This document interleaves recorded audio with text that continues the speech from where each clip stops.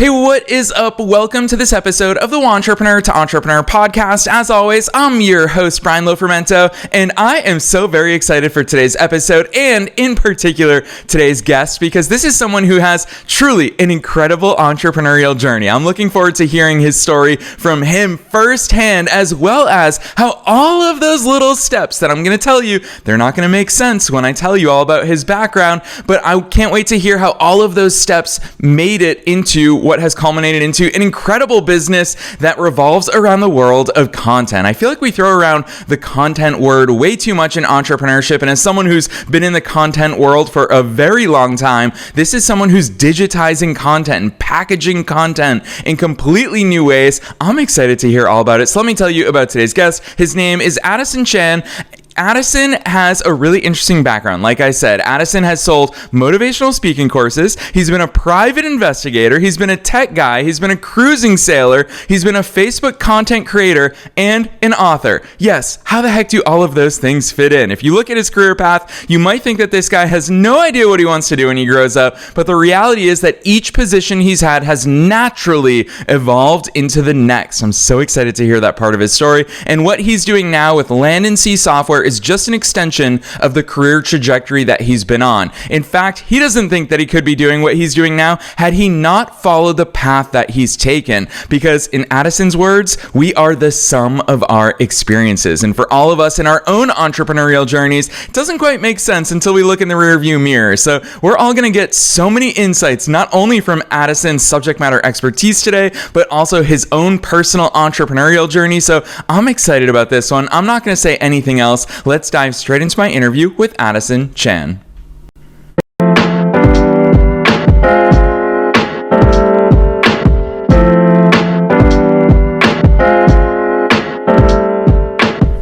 All right, Addison, I am so very excited that you're here with us today. First things first, welcome to the show. Thank you, Brian. Nice to be here. Yes, I am so excited. You heard in the teaser. Honestly, Addison, I always ask guests to take us beyond the bio. In your case, I want some stories from you because this stuff doesn't make sense on the surface level. Take us beyond that bio. Walk us through your story leading up to this point. Well, you know, it's an interesting journey, and when I was listening to you read that bio, I said, "This guy's completely schizophrenic." I mean, why would I even have him in my room? But you know, all of the pieces do link together. You know, we start out with motivational speaking, and that. You know, motivational speaking is really a sales job. You know, you have to be able to present yourself to people, and in order to do that and to be successful at it, you had to have a way of managing all of those contacts. And this is long before all of the Salesforce type tools were available to manage prospects. And so, I started playing around with databases and developing software from that. And that's when I really got the idea that there's more to this personal computer stuff than just typing out speeches and writing documents. There's some real power here behind the data. And so, that motivational speaking led to, and this is a bit of a leap, led to my becoming a private investigator, because one of the organizations that I spoke for was in the security business, and they liked what I did. They liked what the messages that I delivered, so they hired me as a general manager to do the same thing for their staff, motivating and keeping them doing the things that they were doing. And in that particular business, it was evolving, and technology was starting to take a much larger role. And we found that we were actually losing a lot of business to more automated ways of maintaining security. And so I put my amateur computer science engineer hat on, and I developed a way of helping retailers, who were our major clients, do fraud detection. Most of the fraud detection systems that were available at that time required major investments, large computers, and it was really out of the reach of a lot of the smaller or the medium-sized retailers. And so I put my hat on again and developed a system that created this that allowed retailers to do fraud detection on personal PCs. We were doing data warehousing, I guess, before data warehousing was a thing. I remember spending $4,000 of the last few dollars I had in my bank account buying a 400 gigabyte hard drive, which today is next to nothing. You can put that on an iPhone almost, but back in those days it was a thing that was almost the size of my desk, and it allowed us to do some data mining that just wasn't possible in other systems. And so that system actually took off. I realized very quickly that the software that we developed was much more profitable than doing the security services themselves. And so we branched off and became from a security company, we became a technology company. And then, we were acquired by a very large software company, in fact, the largest software company in the world, SAP. And, the rest is kind of history. I checked out. I had a few dollars in the bank, and I could enjoy, the fruits of my labor, as it were. And so I bought a sailboat, sold my house, waited for my kids to graduate from university, and my wife and I took off and headed. We were going to sail around the world. The boat is equipped for that. It's still equipped for that. But it's a hard work sailing. And so when we got down into the Caribbean, we landed in Cuba and fell in love with the place. If you want to talk about entrepreneurs, Cuba is the place to go for entrepreneurship, because they've had all kinds. The people there have had all kinds of setbacks. The governments have put up barriers. Foreign governments have put up barriers, and yet these guys thrive. They always look for the positives, and they can create something out of nothing in a way that I have never seen anywhere before.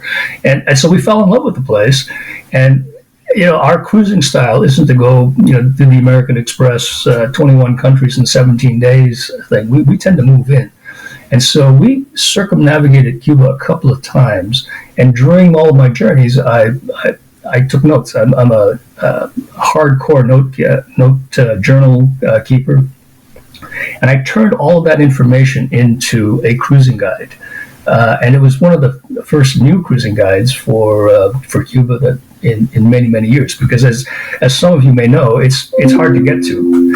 And so from I wrote the cruising guide. It was, and I put this in air quotes, a bestseller, because it was the only one really out there that could be sold. And I asked my publisher to develop an electronic version, a digital version, because a lot of the people that go to Cuba go from Central America and from the Eastern Caribbean, where there was no way to get a physical book. There's no Amazon in these places, so there's no way to get a book to them. And I said, that we're losing a big chunk of business there. And my publisher came back and said, well, we can do a Kindle version, or we can do a PDF version. And I looked at those, and they didn't quite meet what I expected a digital product to do. And then on top of all of that, in order to sell on those platforms and to keep your content proprietary, you had to put in all kinds of digital rights management software, which made it just prohibitively expensive for a small guy like me, one book. So I said, this is a problem that should be solvable. And I put my software engineering hat back on again and hired some young engineers, because one thing I did learn about the software business, if you want to do anything in software, hire a guy that's fresh out of school, that's fresh with all the latest ideas, and put him to work. And so I found a fellow that has become my business partner, and he and I worked together very closely and developed that very first version of, we called it the Cuba Land and Sea app, which was the title of my book and my Facebook page. And my publisher saw it and said, hey, this is pretty cool. I think we would like to do that. And so, Waterway Guide, who was my publisher at the time, has become became our launch customer. And that was about 4 years ago. And we haven't really looked back since. We've been developing the platform and adding features to it. And, what started out to be a way of publishing a single book has turned out to be something quite a bit more than that. And along the way, we've learned that there's much more to publishing digital content than just a book. And so we're starting to adapt to all kinds of different ways of distributing content for, even folks like yourself, podcasters. We can actually provide you with a branded presence on the app stores, Google Play Store, Apple App Store, and with a touch of a button, all of your content is now available in a mobile-friendly format that is fully customized. If you were going to do that in, even a few years ago, even today, if you were going to do that, it would cost you tens of thousands of dollars to do it right. And, we've turned our one book platform, that vanity project that I pulled out 5 years ago now, and turned it into a content distribution platform that's available to anybody. And, for a relatively small amount, hundreds instead of thousands of dollars, you can have your own presence. So all of that to say, here we are. I love that overview, Addison, for so many reasons. I want to call two of them out in particular for listeners. And the first one is that so many businesses, as someone who interviews entrepreneurs every single day of my life, so many businesses start out by serving a past or current version of ourselves. And Addison, that's right there in your own journey, as you decided, hey, there's a need here. I'm going to scratch my own itch, because you're right. Guidebooks, all of these books, they do not do it justice on Kindle. And I promise you, I'm like the Kindle's biggest fan in the world. I only read books on Kindle.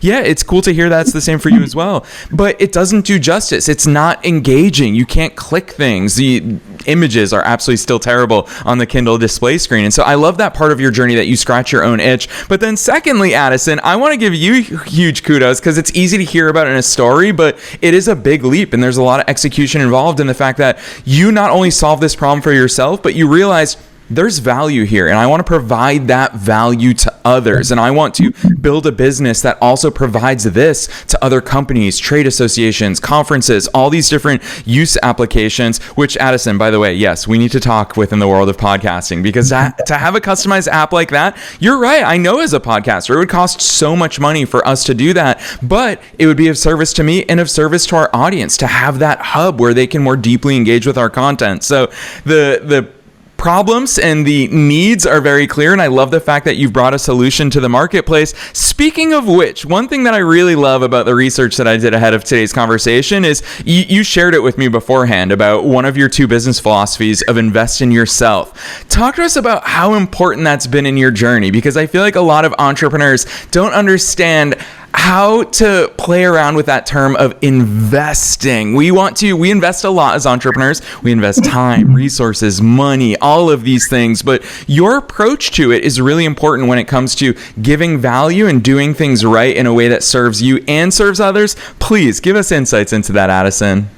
Well, so the lifeblood of business is cash, right? And so one of the typical entrepreneurial startups is to go out and raise a bunch of venture capital, find some angel investors, and then you surf that wave of other people's money and hope you make it to the beach before the thing falls over top of you.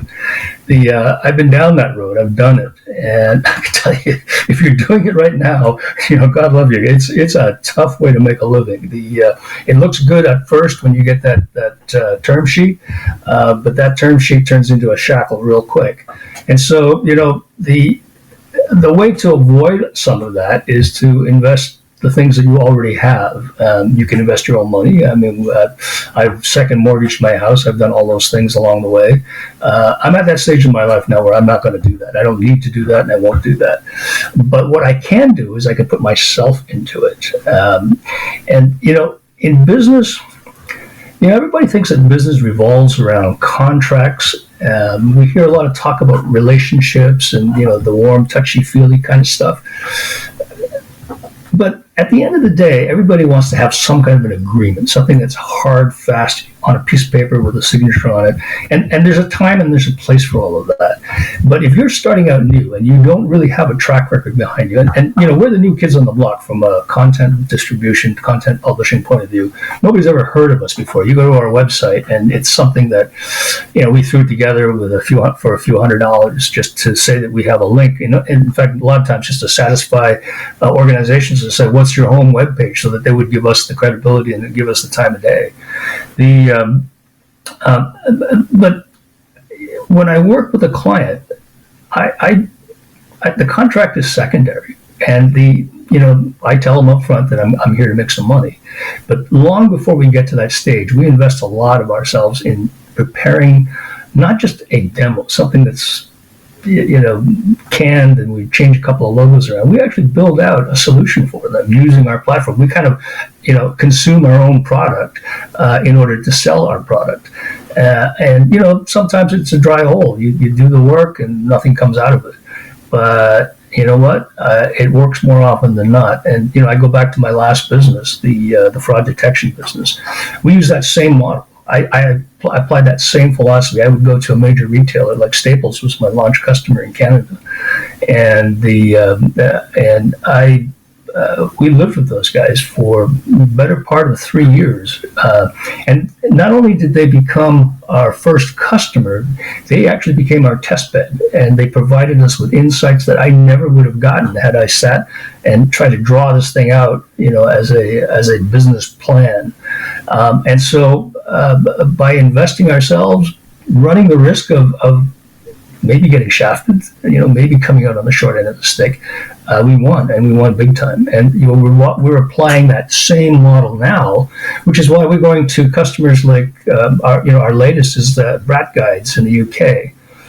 They're the largest publisher of the largest independent publisher of travel guides in the world. They have 200 titles. A lot of it written by guys like you and me that have gone on their travels, recorded their journals, and then have gone back and filled in all the gaps to provide a very comprehensive package of information for a more adventurous type traveler. Like we're digitizing things like Greenland, and we're going to be working on Afghanistan soon, and we've done Malawi in Africa. But we've done a lot of that work on spec. This was long before we had an agreement in place because they needed to see it. And a demo, it's cute. It gets some attraction. It gets it picks the curiosity. But until you actually, until you answer that one question, what's in it for me from the customer's point of view?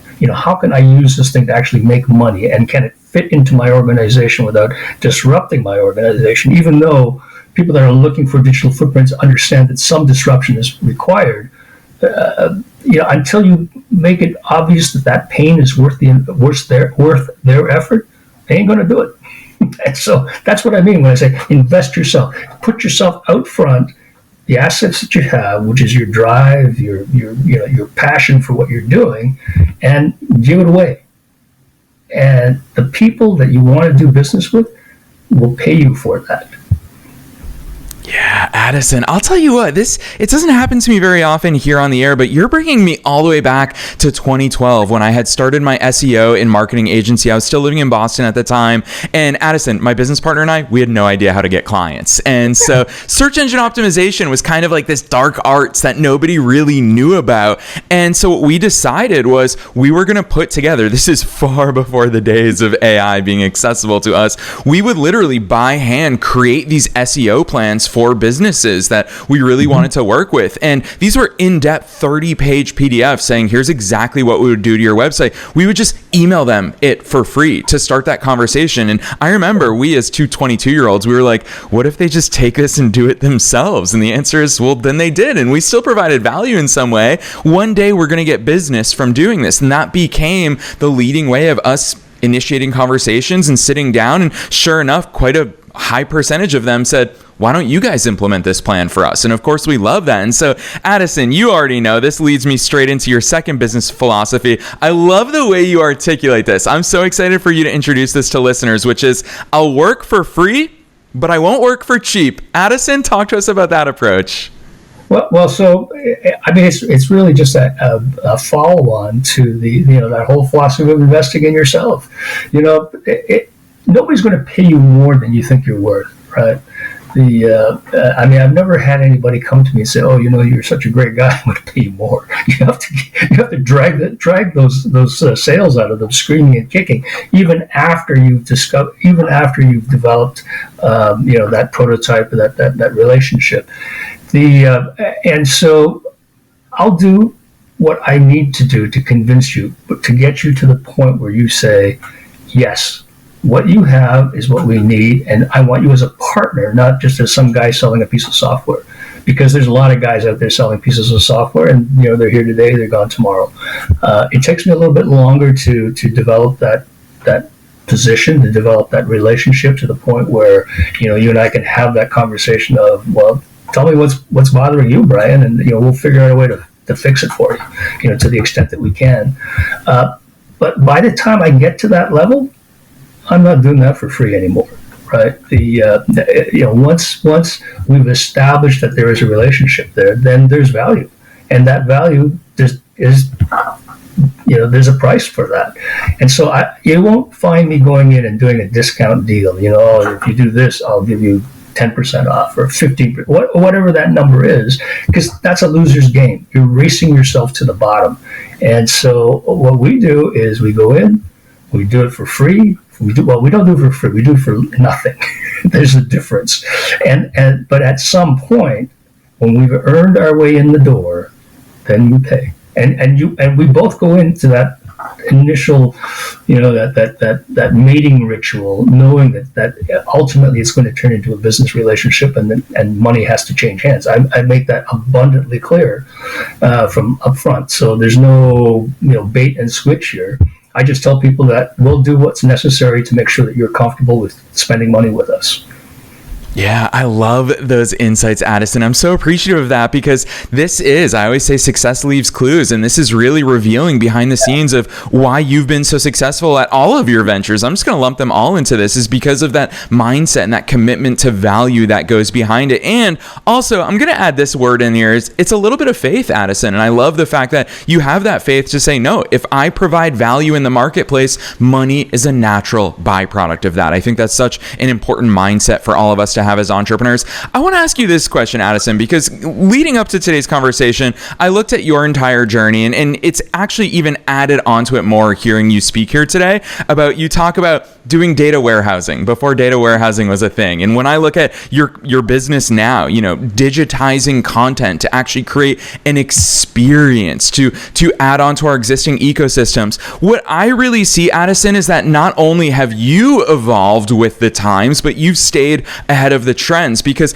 I would argue that AI is really jeopardizing content in the most traditional ways we view it. Historically, you could create great content and you could succeed on Amazon KDP, Kindle Direct Publishing. You could succeed on social media, but now anybody can do all of these things. What you're creating is an experience for the person creating the content, that they can make it more dynamic and they can own that part of their ecosystem, and a heck of a lot more engaging for the people who are consuming that content. So, Addison, is this something intentional from you that you say, I want to stay ahead of the curves? Where do you see it with the advent of AI? I imagine that you feel really good about where you are in the marketplace. Talk to me about that staying ahead of the curves mindset.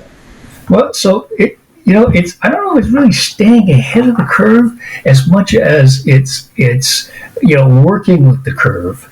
The term that we use often is curated content, because if you think about the guidebook area, and we've expanded into other things, but if you take guidebooks, for example, everything that's in a guidebook, almost everything, there will be some little gems that I can point you to some places in the Bahamas and in Cuba that does not appear in any guidebook. And guess what? I won't put it into a guidebook because I want it to stay secret and proprietary. But most everything in a guidebook can be found on Google. It can be found in Bing, in some search engine, some social media chat group. There's all kinds of freebie crowdsourcing type things out there, and AI will take all of that stuff, package it up, and make it look like a pretty nice product. But how do you know it's right? That's the $1 million question. You don't buy a guidebook for something to read for the fun of it. You buy it for hardcore information that, in the case of a cruising sailor, you bet your life on it. That Joe Schmo, whatever he wrote in that little crowdsourced blurb, knows what he's talking about. Because I've read a lot of crowdsourcing material, and I kind of scratched my head and said, how the heck did that guy survive that? Like, why is he even telling people that that's the right thing to do? And yet, without some voice of reason, some arbiter of the truth. You really, if you're looking for information, you don't know if it's real information, actionable information, or it's just noise. And so with our clients, and this is why we're seeing going beyond just the printed page and digitizing the printed page, although that is still a major chunk of what we do, it's providing that knowledge stream that's been curated, that allows our customers, our clients, to go to their customer and say, you can trust us. Here are all of the things that we can give you for you to make a decision. And this is what we've done to verify the information, so that, you may go find 15 different opinions on crowdsources and from Google searches and so on. Use that as your background. Come to us to help you make the decision. And that's where we are. That's how we're staying ahead of the curve. We'll use AI. AI is in our distant future. We will incorporate certain aspects of AI to automate some of that background searching. But at the end of the day, it's a relationship. It's you and me and the author of that guide that says, this is what you should do in this particular situation. And that's what we're facilitating. Yeah, I love that, Addison. I'll tell you what, here on the air, hearing the way that you are talking about the powers of what you and your team can build, I'm seeing a million use cases. You and I already tossed out the idea for podcasters, having our own entrepreneur to entrepreneur app that houses our audio content, our video content, our blog posts. What a really cool way for people to engage with that content inside of an ecosystem that we own. I think that that's really powerful. But Addison, I'll be honest, I'm even going beyond that. I'm thinking for a service-based agency. I've owned an agency in a prior life, and I'm thinking, how cool would it be to have all of a client's onboarding materials and upsell opportunities and all of this content living inside of there. I can see these possibilities because I've obviously seen your website and seen pictures and images of how your apps look and how they function. But for listeners who haven't been to your website just yet, explain what that ecosystem looks like for a business owner, especially for all of their content. What does it look like to live inside of their own app? What's the advantage to that style of delivery? Well, I mean, first of all, having if you have an app that is on the Google Play Store and on the on the Apple App Store, organically you've exposed yourself to millions, literally millions of potential customers around the world. Now you have to make your content stand out, but and I say this with all due respect, people's attention spans are short these days. They are not going to spend time going through web pages. They're not going to dig through a ton of stuff to find what they're looking for. They want it here, they want it now. And so a link to an app, click. The answer to the question is one more click away. People will do that. And once you have them, once you have that person on into your ecosystem through that app, then you open the door to all kinds of other communications channels that were previously more tenuous. If you want to do an SMS campaign today, you have to sign 10 million disclaimers and go through all of these verification processes, and then all the guy does is go click, turn it off. And you're gone. If they have your app and they've used that to answer their question, they've already established something positive about your business, and so they'll listen to at least one more message that you have for them, and then it's up to the client. Then it's up to you as the content provider to provide something engaging enough to make that person go, well, tell me a little bit more. And so we've created that pathway. It's an alternate path that has been currently it's being done through websites and through direct email and direct SMS. That's the latest sort of darling of marketers, is to use SMS. But all these channels are going to get saturated. We're just going to start turning them off. Like, I won't even answer my phone now unless you come up as a contact. I figure anybody that really needs me that badly is going to leave me a voicemail or something, and then I'll get back to them.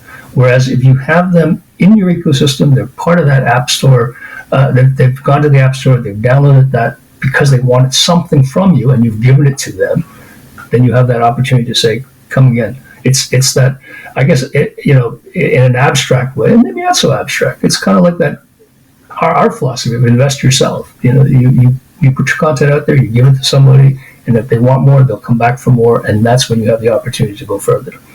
Yeah, it's really true. Addison, I'll publicly and transparently say this during our episode today, which is I've somehow, unfortunately, picked the two content platforms that are the most one way. So this podcast was actually born out of my book, Entrepreneur to Entrepreneur, which I published in 2015. People all over the world read it. And fortunately, I'm so grateful for those readers who reached out to me over email, because my email address is inside of the book. But there are new things. There are new tools that when I wrote the book in 2015, I wish I could tell people, hey, this tool's better, or this tool no longer exists. Here's the new tool that I recommend as part of that part of the book. And so it's a one-way communication channel. I have no way of getting in front of all my book readers. And similarly, here as a podcaster, it's very much a one-way medium. We don't have a comment section. We can't interact with listeners. And so having it live somewhere as well, you and I keep using the word ecosystem, and I think it's important for all of us in our businesses to think about that ecosystem where we build and nurture and maintain those relationships. So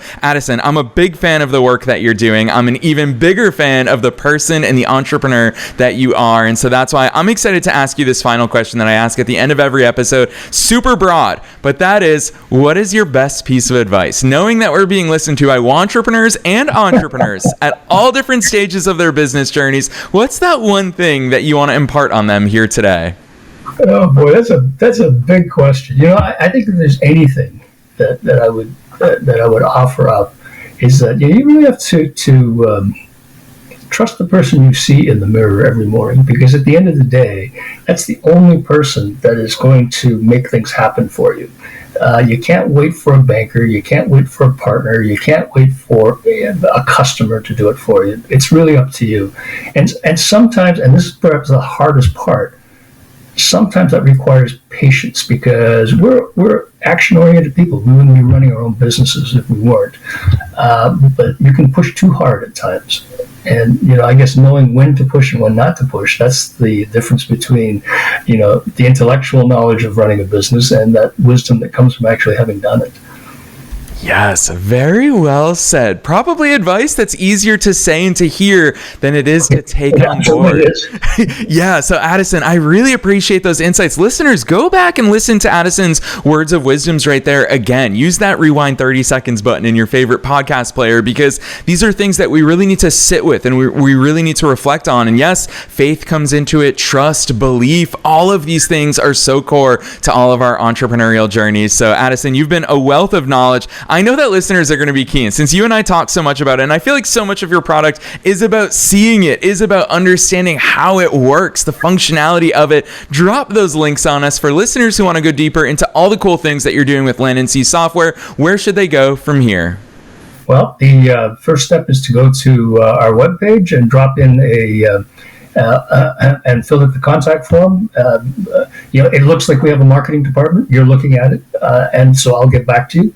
Otherwise, if there's a way to put out some contact information, then you and I can discuss that later. People can reach out to me directly. I'm more than happy to speak with them and just hear out their ideas and see if there's some common ground.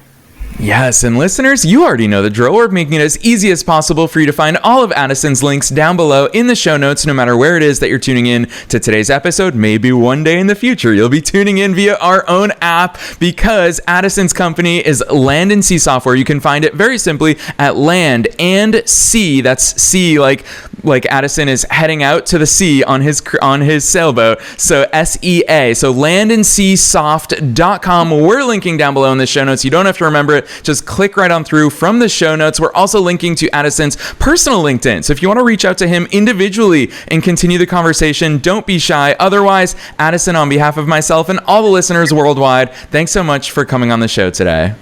Delighted to be here. Thanks for the opportunity.